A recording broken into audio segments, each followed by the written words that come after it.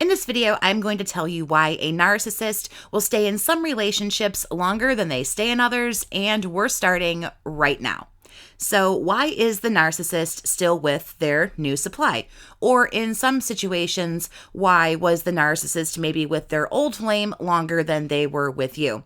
It seems kind of odd that a narcissist will date somebody for 3 months and then the next person they're with for 3 years. It's like, wow, how in the world can you hold something together for years? And then with somebody else, you can't hold it together longer than 3 months. This naturally makes us believe, well, if they were able to leave us and find somebody new or revert back to somebody old, and they're with this person longer, then we were obviously the issue, right? We were the problem because look, they can hold on in a relationship for years, but they couldn't do that with us. Or maybe they could do it with us, but not with somebody else. There's no real rhyme or reason here, but let's talk about maybe why there is. Number one, the new supply is still around because this person has passed the tests, so to speak, that the narcissist has laid out. We are all tested by a narcissist. I do have a video on it. I will link it down in the description for you. It talks about the tests that narcissists administer to us, but nonetheless, we are put through a series of exams and tests when we meet a narcissist, and it gauges what kind of supply we will be for them. It's a very good way for them to feel us out and where will we fit into their dynamic.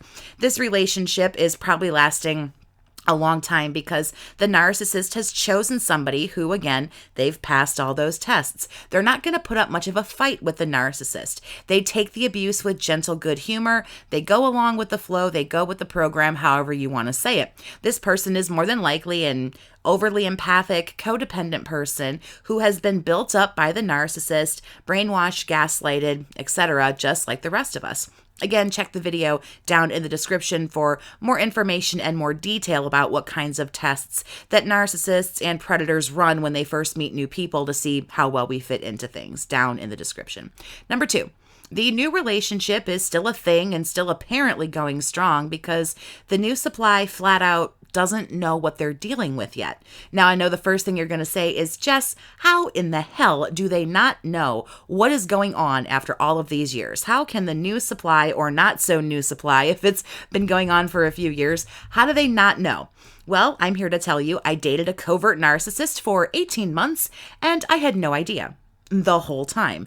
And I'm not the only one who's been in a relationship for months or years and had no idea what I was going up against. So we're going to go over some reasons that I feel the new supply might not know exactly what's going on. They might not know what they're dealing with. So first, if you've never been with a full-blown narcissist or somebody who at least has moderate or high tendencies on the spectrum of narcissism, you know something is wrong, but you don't know exactly what is wrong. That's kind of how I felt.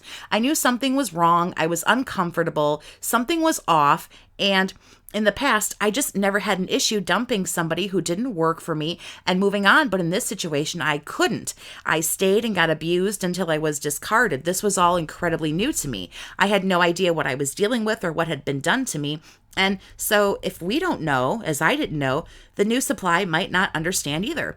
Secondly, there are a lot of cases where it actually takes years to know what's going on with somebody narcissistic because you're probably in a long distance relationship with a narcissist, or you're with a narcissist who works a lot, travels a lot, seems to be very busy all the time. It takes longer to know somebody when they're just frankly not around as much. It makes perfect sense. It takes longer to know somebody who travels constantly, or if they're a couple of states away or, across an ocean, something like that. They're not around much, which is really how narcissists like it most of the time. All we really know about people in these situations is what they tell us and what they allow us to see. Perhaps we only see them for small windows of time, and typically when that happens, they're usually on their best behavior. There's no time for fights. There's no time for anything. Getting to know them, nothing. And it takes longer to sort out what's happening. When somebody is gone longer than the time that they're with you, it will take years to sort all of it out. And therefore, it takes longer for you to realize, oh, I think I'm with somebody like this.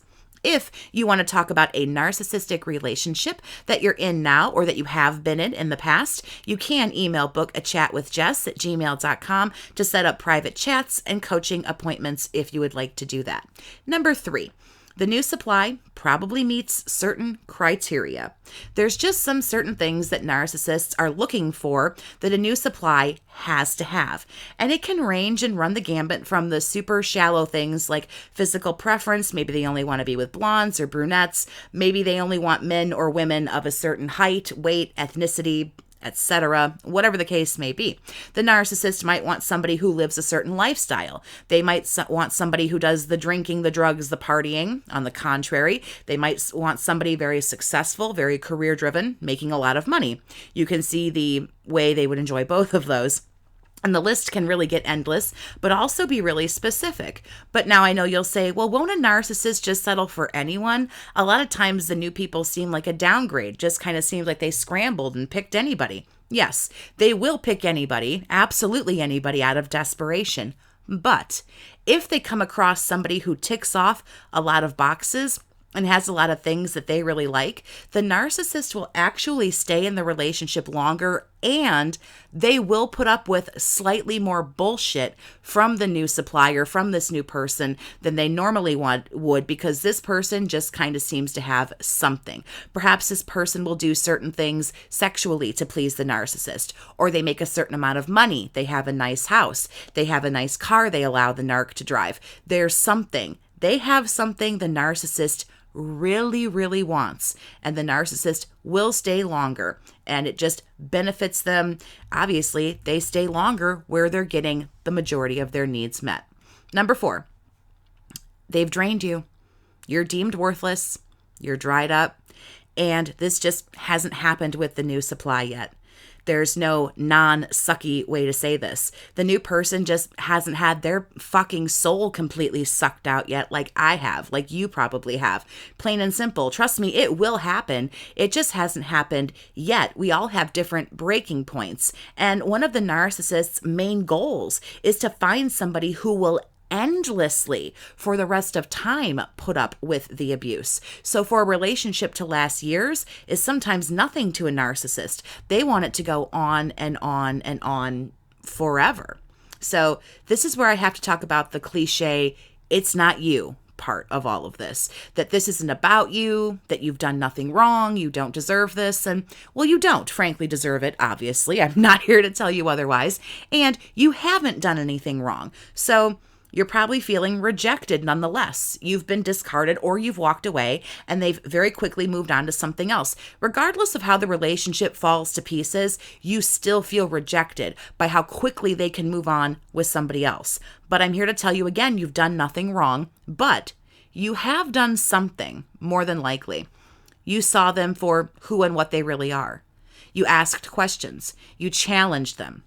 You attempted to put up boundaries and have standards. You demanded that there be change, that the relationship progress. Or if those things didn't happen, you were maybe going to leave. You stopped doing what they wanted you to do. You stopped bending and conforming to their will. You've done one, many, or some combination of something like this. And when these things happen, they leave, period. When they have the full-blown disorder, you're telling them they have to change and be different. They're not looking to do that, so they leave. Trust me, even for the very, very, very few survivors in the world who literally did none of these things, there are a whole other slew of reasons why they will leave that really have nothing to do with you.